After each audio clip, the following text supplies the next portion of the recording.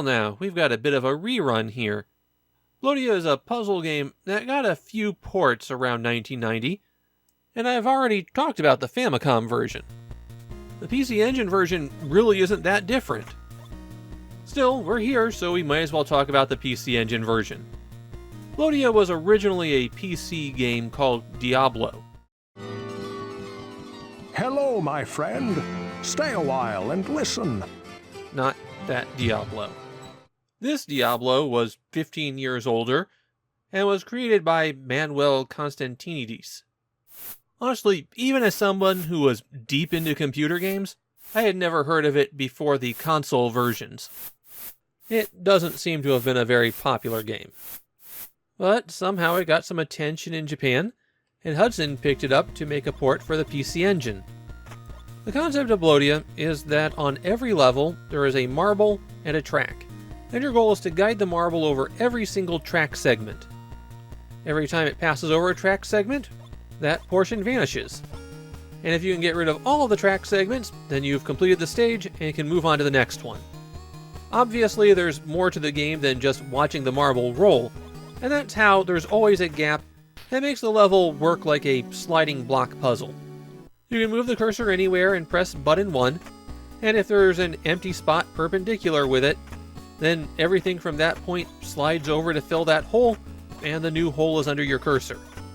That means you can slide entire rows and columns, something that's necessary to complete a lot of levels. You can also move the tile that the marble is rolling on. That's very useful for getting it to the correct spot. Of course, the marble's moving so fast on those segments that you'll be lucky to move that tile more than one square before the marble rolls off. If the marble rolls off onto a gray area, then it breaks and you have to start it over again.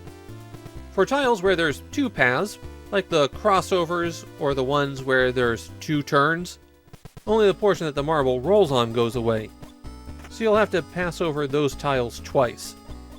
On some stages there's a countdown, and once that reaches 0, then the marble can roll off the stage into a white area and wrap around to another track. This even works when there's multiple blocks of white, so on this stage you warp backwards instead of warping across. Blodia has 100 stages, and the first 15 are accessible right from the start. Later levels are unlocked by completing earlier ones. Every 20 stages you'll get a password that will let you pick up from that spot.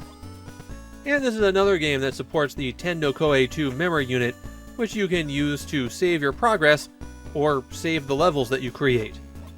Blodia comes with a level editor that you can use to create any stage you like.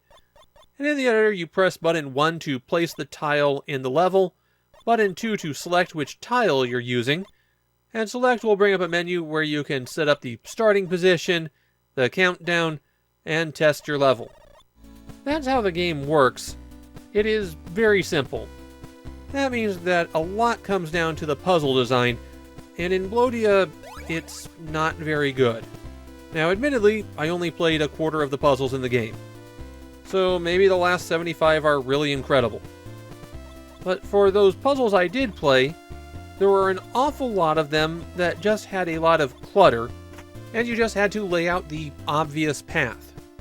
I'd say maybe there were 3 stages I encountered that were actual puzzles. Something where you had to consider how the game works and use a little bit of lateral thinking in order to clear it. That's not a good ratio for a puzzle game. Just going, well, there's a gap, let me fill it in, is not a very engaging puzzle. The PC Engine version of Blodia doesn't seem to have been especially popular. Of the very few people I found who had anything to say about Blodia, almost all of them were negative. But one person did say they liked playing it even though it was way too easy.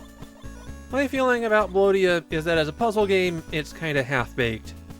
It has a concept, and it's one that can work.